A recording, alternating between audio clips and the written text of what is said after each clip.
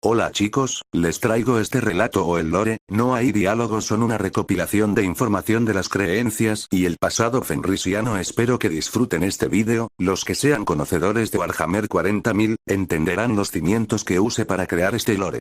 Disfruten el video. Un continente cubierto por enormes montañas, tierras cubiertas por nieve, bestias salvajes capaces de devorar a un humano de un bocado, una flora simple, una tierra que parece habitada solo por bestias salvajes, algo totalmente falso. Estas duras tierras son habitadas por mujeres y hombres forjados por las duras tierras que llaman hogar. Desde pequeñas tribus de unos cuantos números se convirtieron en enormes y colosales poblaciones que se apoyaban unas a las otras.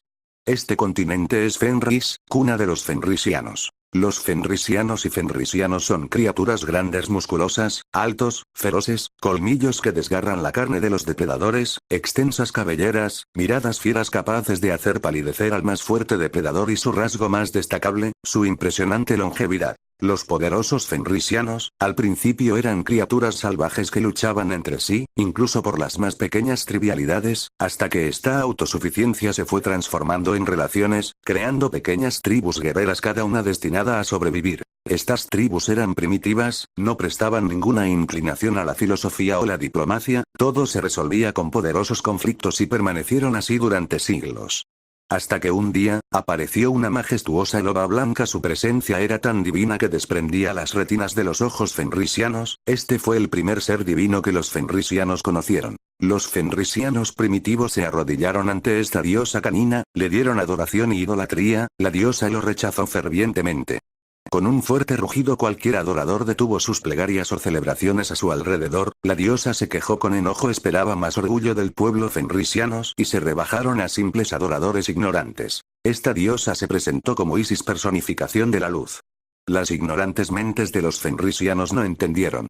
Isis con grandes pasos se acercó a las tribus y llamó a un niño de las tribus más grandes. Aparecieron 11 niños, Isis satisfecha llamó a los niños y se retiraron a las frías montañas del continente. Después de eso las tribus se quedaron ahí a esperar el regreso de Isis y una respuesta del porqué de sus acciones. Pasaron días, semanas, meses y luego años. La gente empezó a perder la fe de que algún día volverían a ver a su diosa. Sin que ellos mismos se hayan dado cuenta, habían formado un estado relativamente funcional con algunas diferencias. Hasta que sucedió, de las frías montañas descendieron los 11 fenrisianos, pero eran totalmente diferentes a sus primitivas formas.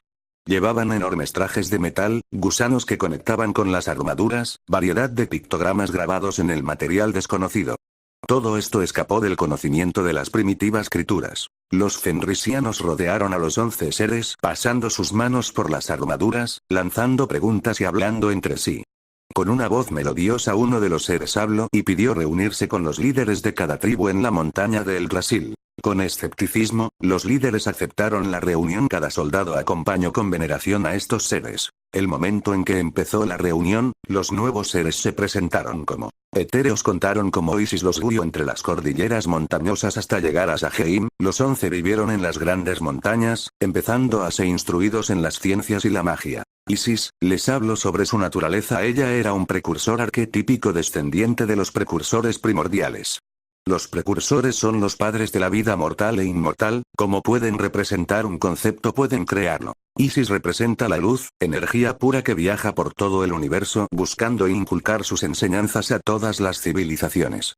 Ese era el deber de los primordiales, llevar conocimientos mágicos y tecnológicos a innumerables civilizaciones, pero muy pocas eran dignas de aquellas enseñanzas. Los etéreos le preguntaron a Isis por qué los eligió, eran rudos y amantes del combate, pero la precursora respondió las dudas de los etéreos. Eran una civilización guerrera y no eran pacíficos, pero eso los ayudó a desarrollar un balance entre búsqueda de conocimiento y la satisfacción de sus propias necesidades. Isis les habló sobre innumerables civilizaciones que solo al buscar conocimiento y filosofías pacifistas, varias fuerzas ruinosas maquinaron planes oscuros. Estas fuerzas oscuras apelaron a los caprichos y adicción al conocimiento de estas razas. Al final, aún por los civilizadas y pacíficas que fueran terminaron hundiéndose en oscuros poderes, acabando consigo mismos. Y por el otro lado las civilizaciones, que eran apasionadas a la guerra y barbarie, acabaron sirviendo a seres retorcidos sedientos de sangre. En cambio los fenrisianos podían estar solos y crear una pequeña nación dejando muchas veces sus diferencias atrás. Los fenrisianos estaban entre la delgada línea de una civilización basada en la filosofía o una civilización bárbara guerrera. Por eso Isis decidió intervenir, estaba cansada de ver cómo millones de mundos se sumergía en la oscuridad del Inmaterium o los precursores oscuros. Los etéreos le pidieron a Isis que les hablara de los precursores oscuros. Isis lo haría, pero lanzó una fuerte amenaza: cualquiera que se vea tentado por energías ruinosas tendría la muerte a cambio. Todos los precursores son hijos de Ulrich, Dios supremo de todas las cosas. Se sienta en su trono fuera del plano físico viendo toda la creación. Ulrich creó a los precursores primordiales, que eran 5. Mabal, Actra, Aetera, Mulrich, Anubis. Ulrich les encomendó crear vida. Los 4 primordiales moldearon la oscuridad y de la misma nació la luz. Los primordiales vieron con interés cómo la luz y la oscuridad chocaron dividiéndose en 3, uno donde la oscuridad junto al caos reinaban. Los precursores primordiales sintieron cómo esas energías eran caóticas. Podían destruir ese lugar, pero Ulrich se los negó. Aquel lugar era un vacío oscuro caótico, pero era una fuerza de la naturaleza necesaria. Los precursores lo aceptaron y siguieron creando vida. Los 5 creadores se sintieron asqueados al descubrir un lugar alterno, con energías terriblemente volátiles y peligrosas. Los precursores destruyeron todo ese universo solo quedando una pequeña pizca de energía inútil. Los precursores primordiales querían administrar la creación y para que nada caiga en caos los precursores crearon sus hijos, los precursores arquetípicos. Estos precursores eran varios: Isis, Slanesh, Deimos, Morrigan, Fenrir, Tyr, Morco, Gorko y Tifón. Los 8 arquetípicos crearon los elementos que dieron vida a millones de mundos: fuego, agua, aire y espíritu. Los precursores guiaron los códigos genéticos de la evolución. Se crearon millones de vidas. Los arquetípicos esperaron el momento adecuado para presentarse y guiar a sus creaciones, instruirlos en las más impresionantes ciencias para entender su propio entorno. Pero un sentimiento de descontento nació en el precursor Morco. Las formas de energía conocidas como elementales, que nacieron junto a sus mundos, se apoderaron y conquistaron a las formas de vida mortales. Morco, molesto de que sus creaciones sean dominadas por seres de energía que creían ser dioses, pero para Morco no eran más que basura debajo de sus pies, con sus majestuosos poderes destruyó a cada señor elemental sin piedad. Los demás arquetípicos no se sintieron molestos, pensaban igual que su hermano a pesar de sus ideas, sabían que estaban interfiriendo con el ciclo natural de la vida. Pero, lo que más preocupaba a los precursores era la naturaleza tan destructiva de Morco, donde su mano se posaba la guerra y la violencia aparecían como una enfermedad imparable. El panteón arquetípico se fue al plano astral para juzgar las acciones de Morco. La mayoría estaban de acuerdo en que las acciones de Morco eran necesarias y mostrarles su lugar a esos diminutos seres. A pesar del apoyo del panteón, Isis, la precursora de la luz, reprochó a Morco por sus acciones, acusándolo de llevar la violencia por donde iba, causando la guerra entre civilizaciones. Como era de esperar, estalló una fuerte discusión entre Morco y Isis, las tensiones se elevaron, los choques de ideas sociales eran muy fuertes. Isis quería que los designios del destino se cumplan, pero Morco aseguraba que si podía cambiar el destino lo haría. Sus hermanos los calmaron advirtiéndoles de su conducta indulgente, ambos simplemente guardaron sus sentimientos de odio para el futuro lejano. Así los dioses siguieron vigilando la creación, pero sin que los demás sepan lo que pasaba. Su hermano Tifón veía como meros insectos a sus creaciones. Sutilmente el arquetípico fue matando a sus creaciones para saciar su aburrimiento. Al estar cegado por su orgullo y crueldad, un primogenio se enteró de lo que hizo este precursor. Era Mulrich, el hijo de Ulrich, se manifestó ante Tifón y lo juzgó por su terrible crimen en contra de la vida. Mulrich esperaba que Tifón se arrepintiera e intentara arreglar las cosas. Estaba equivocado. Con terrible animadversión aseguró que todas las formas de vida no eran nada más que insectos reemplazables sin ningún tipo de valor. Mulrich, horrorizado por la forma en la que pensaba su hijo, arrancó su poder sobre la vida. Tifón, furioso por lo que su padre hizo, juró que devastaría todo lo que sus padres y hermanos amaban. El primogenio no podía matar a su propio hijo, así que en un acto de benevolencia introdujo a su hijo en un estado de sueño eterno, en el que cumplía sus caprichos más oscuros. Mulrich encerró el cuerpo de su hijo dentro de un planeta fuera de esta dimensión, esperando dormido como una amenaza lista para devorar la vida. El primordial estaba arrepentido por la creación de los precursores. Se suponía que debían seguir los designios del destino y ser los maestros de la creación. Pero, uno de ellos cedió a sus emociones. Mulrig le habló de esto a sus hermanos, el panteón primordial entró en conflicto pensando qué harían con sus hijos. Después de esta larga reunión se decidió que los arquetípicos solo guiarían a la vida y que nunca más la volverían a crear. Los primordiales se acercaron a sus hijos y les hablaron sobre su decisión. Cada precursor estaba indignado, sus propios padres les estaban negando su derecho, que era el de crear vida. Deimos, furioso por aquella idea, tuvo un oscuro plan. Crearía sus propias formas de vida, imbuidas en el poder y la sed pura de sangre, para extenderlos por todo el universo y reclamar las innumerables vidas que existen. No importaría si eran mujeres, ancianos o niños, todos formarían parte de sus dominios de muerte. Deimos tomó entre sus manos las chispas de la energía vil que vagaba sin propósito, la moldeó y dio forma. Así nació una parodia bizarra del universo. Conocido como vacío abisal, con los cimientos hechos tomó a cada criatura viva del universo y los moldeó en seres oscuros que solo vivían para satisfacer la voluntad de sus padres. Basándose en el nombre del precursor se hicieron llamar demonios. Deimos se ocultó en el vacío abisal, su hogar, y dio la orden a sus demonios para que arrasen la creación. El primer mundo en caer fue Arator, tragado por las llamas de la Legión. Los primordiales vieron cómo todo esto pasaba. Mulrig iba a intervenir, pero su señor Ulrich se lo negó. Un primordial permaneció estoico durante la masacre. Este era Anubis, para él no importaba, al final eran más almas para su reino. Pero con los arquetípicos era una situación diferente. Fenrir, iracundo por los actos de su hermano, viajó al vacío abisal y confrontó a su hermano. Deimos y Fenrir se batieron en un combate tan impresionante que las partículas de la materia se dividieron y reconstruyeron. Esa fue la batalla más destructiva que el universo sufrió. Ninguno parecía ganar. Deimos, un ser ardiente salvaje, contra Fenrir, analítico e imparable, sus poderes contraponiéndose, pero a pesar del increíble poder de Deimos, perdió. Fenrir era un destructor, un guerrero nato. Acabó con su hermano, con sus manos tomó una estrella agonizante y la moldeó, dando nacimiento a un arma de tal poder que reclamaría a su usuario. La espada Morkai, la mata dioses. Fenrir estaba listo para atravesar a su hermano, no le importaba. Deimos era una amenaza como lo era Tifón, tenía que ser destruido para que el universo viva. Pero antes de que la ardiente punta de su espada se abriera paso a través del corazón de su hermano, los precursores arquetípicos que quedaron detuvieron a Fenrir. El poderoso precursor protestó enérgicamente, asegurando con fiereza que Deimos era una amenaza para toda la vida y debía ser eliminado. Sus hermanos no lo escucharon y solo encerraron a Deimos en un sueño eterno como lo había hecho Mulrig. Deimos acusó a todos sus hermanos de ser cobardes sin valor, que no estaban dispuestos a mancharse las manos, aun si eso significará salvar toda la vida. Isis estuvo de acuerdo. Deimos había cambiado los designios del destino y tenía que ser detenido. Sus hermanos pasaron por alto la compostura de Isis.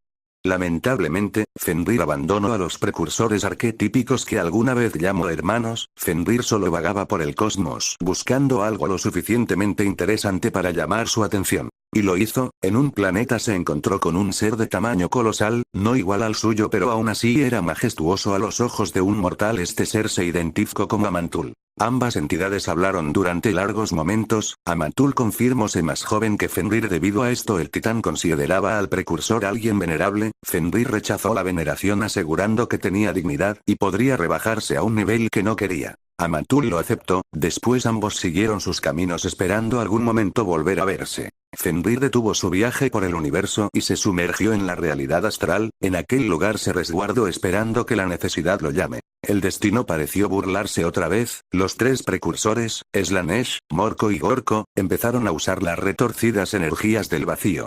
En su propia búsqueda de venganza personal, los precursores usaron estas energías para satisfacer sus retorcidos deseos. Con esta energía crearon abominaciones igual de aterradoras que los demonios de Deimos. Estas cosas vagaban por el universo cumpliendo los designios de sus amos. Los tres precursores que aún estaban entregados a su deber, Isis, Tyr y Morrigan, fueron al vacío y enfrentaron a sus hermanos. La batalla que se libró fue de una magnitud enorme que incluso en varias líneas de tiempo se sintió. La batalla no solo se libró allí, también en el plano astral. Esta guerra parecía no tener fin, o eso se pensaba. Desde arriba, los primordiales observaron con decepción a sus hijos. Fracasaron. Ellos debían guiar la vida, no destruirla. Los precursores se destruyeron unos a los otros, mas no murieron. Su energía y resto se fusionó con las distintas energías elementales del universo. Ahora sus formas apenas podían permanecer en el mundo físico. Eran uno solo con sus conceptos. Slanesh, Morko y Orko se convirtieron en seres del vacío, señores del vacío. Isis, Tyr junto a Morrigan representaron la luz de la civilización. Morko junto a sus oscuros hermanos, no podían entrar al plano físico, pero aún así podían manipular a otros seres para que los adoren, no eran más precursores, eran los dioses del vacío. Isis y sus hermanos viajaron por el universo remediando sus errores, cumpliendo con su deber como hijos de los primordiales. Los precursores miraron con interés a los nuevos seres que gobernaban la vida, los titanes. Los colosos viajaban el oscuro vacío galáctico encontrando almas mundo, dando porciones de su poder a los titanes durmientes, así nació un nuevo panteón, un universo administrado por titanes. Como los precursores puros miraron interesados a los gigantes, los dioses oscuros en antaño precursores sintieron una rabia hirviente al ver a otros seres con menos poder tomar su lugar. Morko encontró otra alma durmiente, junto a sus hermanos Morko creó a varias abominaciones, conocidas como dioses antiguos. Estas cosas se implantaron como un tumor maligno, introduciendo sus raíces dentro del mundo y corrompiéndolo con sus energías. Los pensamientos del titán se volvieron retorcidos, trastornados, pensamientos oscuros y aterradores. Sargeras en su búsqueda, encontró el alma mundo corrompida y horrorizado, levantó su espada y partió al mundo en dos. El titán y los dioses antiguos murieron juntos, sin saber que los mató. La semilla fue plantada. Después de estos acontecimientos, los titanes cayeron en la desgracia, Sargeras fue consumido por las energías de Deimos. El titán se convirtió en el señor de la Legión Ardiente, con sus demonios devastó mundos enteros, razas se entregaron y convirtieron en demonios al servicio de su amo. Los dioses oscuros, arquetípicos y primordiales solo vieron cómo el universo se sumergía en la oscuridad, miedo, ignorancia y en creencias falsas. Anubis no se lamentó como sus hermanos y hijos, tenía almas en su reino sean buenas o malas. Sargeras continuó su devastación imparable, hasta que una onda de energía arcana llamó su atención, rastreó el planeta y se encontró con su hermano no nacido. Otro titán, Azeroth, un titán increíblemente poderoso que dormía en aquel mundo. Como lo aprendió de los precursores, Sargeras manipuló a la reina Asara y sus leales siervos, la guerra en Azeroth estalló una vez más. Pero gracias a la ayuda de los Eldar y otras entidades menores Sargeras, fue desterrado al vacío abisal. A pesar de la terrible guerra librada, lo que atrajo la atención de los precursores fue un continente frío y helado, donde un pueblo se batía por la supervivencia y elegir un estilo de vida. Isis, decidiendo actuar, volvió torpe la mente del titán Sargeras impidiéndole pensar con claridad, por ello la resistencia ganó. Los dioses oscuros intentaron tocar al pueblo joven, propagar su corrupción, pero Tyr y Morrigan protegieron a este pueblo en pleno desarrollo. Los tres precursores usaron su poder en el espacio-tiempo y crearon una niebla alrededor del continente protegiéndolo de cualquier mirada mortal. Tyr, Morrigan e Isis observaron la sociedad naciente, los tres precursores aceptaron que eran dignos de ser sus alumnos. Los etéreos quedaron impactados pero a su vez iluminados, el ser que estaba frente a ellos los iba a guiar a la gloria. Este relato impactó a todos los líderes tribales, la sala se había llenado de preguntas, los jefes tribales intentaban entender la increíble historia de los etéreos.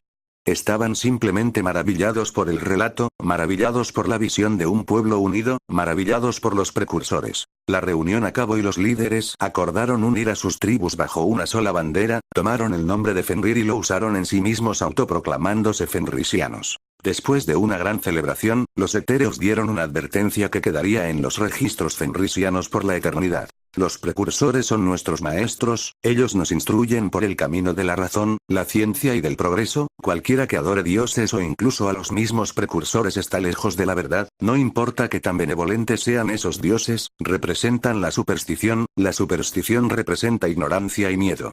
Nadie debe adorar a los dioses, Isis, Tyr, Morrigan y Fenrir rechazarán cualquier templo, culto o adoradores que se alcen.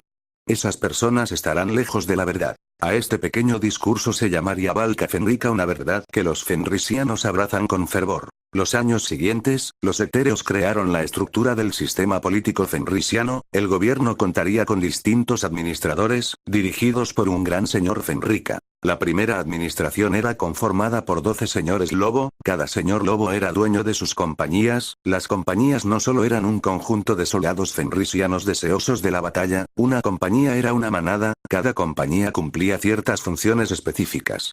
Fuerzas de choque, fuerzas marítimas, fuerzas mecanizadas y fuerzas aéreas. Los 12 señores lobo elegidos fueron los fauces sangrientas, cuyo señor lobo es Bran Fauces Rojas. Fuerzas de asedio, imparables y deseosos de completar su tarea. Los lobos marinos, cuyo señor lobo es Engir Kraken.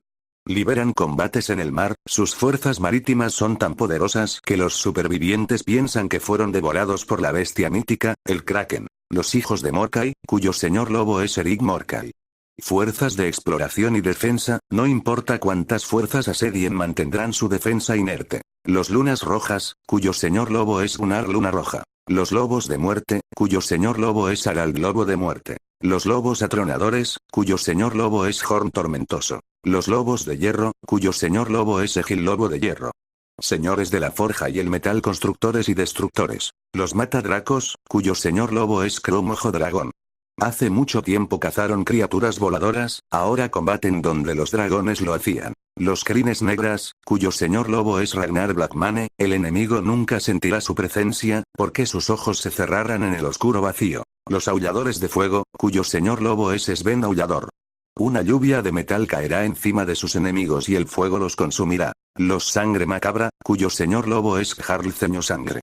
Brutales y feroces, ardiente de las ganas del combate. Los Wulfen, la compañía personal del poderoso e invencible Logan Grimnar. Estos señores lobos se encargarían de administrar a todas las fuerzas armadas. Al único que debían responder era el Gran Lobo, alguien designado entre los señores lobo. Pero los señores lobo eran guerreros, no eruditos excepto por algunas excepciones. Por esto nació un grupo con el mismo poder que los señores lobo, los apotecarios. Estos fenrisianos son especiales. Los mismos etéreos eligieron a 4 adolescentes: Ulrich, Sigmar, Ramet, Sigurd. 3 etéreos llevaron a los 4 adolescentes a un lugar aislado para que estén concentrados en el aprendizaje. Los demás etéreos aconsejaron a los señores lobo, ayudándolos a tomar decisiones correctas. La tecnología avanzó enormemente, los fenrisianos ya no se limitaban en simples pueblos, ahora construían ciudades de roca y cemento. Los fenrisianos y fenrisianas abandonaron las conductas primitivas, pasando a ser criaturas más civilizadas. Con rapidez las armas arcaicas fueron reemplazadas con armas de pólvora, no eran sumamente efectivas pero aún así cumplían su función. Las armaduras lentamente fueron cambiadas por metales más poderosos y su diseño fue cambiando. Muchos fenrisianos se preguntaban por qué necesitaban armas, si ni siquiera estaban en guerra. Los etéreos respondieron con una simple respuesta a esta duda: ningún pueblo por más pacífico que sea estaba libre de ser rasgado por la guerra. Y sus palabras se volvieron ciertas. 7 años de guerra asolaron Fenris, pero ahora los apotecarios aconsejan a su pueblo olvidar el horrible suceso. Durante el trágica guerra, los etéreos tuvieron que apresurar las cosas y la tecnología fenrisiana se volvió anacrónica. Eso no estaba en el plan de los etéreos, pero tenían que vivir con ello y los cambios fueron abruptos incluso para los señores lobo. Los guerreros lobo ya no luchaban con espadas o arcos, ahora usan armas de fuego automáticas conocidas como Fénix, debido a su poderoso poder flameante, disparando poderosos proyectiles capaces de provocar horribles mutilaciones. Las armaduras ya no tenían nada que ver con sus antecesores, grandes placas de adamantio y plasticero envueltas por una capa de cerámica. Con complejos sistemas de soporte vital para sobrevivir a cualquier ambiente hostil, mecanismos de compresión para soportar la presión de ciertos lugares, sería un conjunto exagerado de llevar, si no fuera por las fibras electrificadas en su interior que permite replicar cualquier movimiento del usuario. Esto era algo muy anacrónico, muchas ciudades recién integraban trenes como un medio de transporte. Los buques de guerra dejaron las armas arcaicas y ahora contaban con poderosos cañones, artillería lista para derribar a sus enemigos. El armamento aéreo fue increíble y representaba una aplastante ventaja sobre sus enemigos. Un ataque aéreo podría significar la muerte de varios enemigos. Los Fenrika no solo evolucionaron tecnológicamente, también en campo de la magia. Cuando los apotecarios terminaron de ser instruidos, estos señores lobo adoptaron a varios estudiantes y enseñaron magias increíbles considerándose divinos. Sigmar era el más sobresaliente de los 4, consiguió un control innato sobre la manipulación elemental y magia psíquica. Además de estos ya increíbles poderes, era capaz de manipular algunos elementos desconocidos, teletransportarse, lanzar poderosas corrientes de energía psíquica y espiritual. Sigurd tiene una comprensión de la naturaleza única, con capacidades de controlar los 6 elementos. El sexto elemento era la energía disforme o psíquica. Ulrich tenía un sombrío conocimiento de la alquimia, necromancia y la energía espiritual. Ulrich logró usar la energía que emana de los espíritus y almas de cada ser, esta energía era el almaterio. Ramek era un erudito en la magia de guerra, lanzando ataques devastadores sobre su enemigo, controlando el fuego hecho de plasma, la magia que Ramek utiliza es por mucho increíblemente volátil. Así estos 4 apotecarios, tuvieron una cantidad enorme de estudiantes, cada nuevo rúnico creado elegía su compañía o los señores lobo los llamaban. Así nació el Administorum, este grupo conformado por innumerables apotecarios sabios y que buscaban respetar los objetivos de sus maestros, tomaban las decisiones políticas, sociales y económicas de Fenris. Pero jamás las militares. Las 2 organizaciones conocidas como Militarum y Administorum, eligieron al gran señor lobo.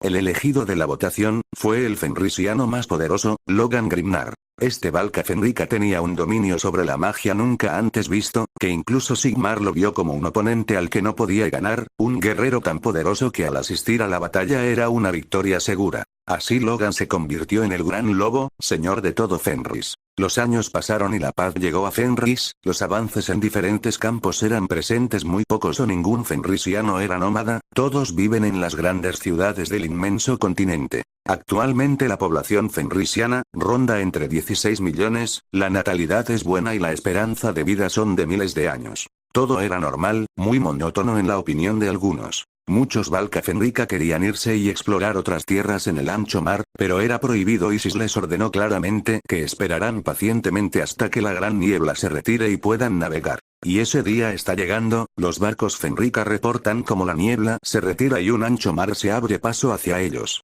El destino de Azeroth está a punto de cambiar. Bueno chicos, si les gustó no olviden dar like y compartir, esto es el lore de los fenrisianos antes de encontrarse con las demás razas de Azeroth. Sé que hay algunas cosas extrañas que no cuadran mucho, pero tengan en cuenta que este relato está basado en los registros fenrisianos y los antiguos líderes, esto no significa que es la verdad absoluta. Bueno, espero que tengan un buen día.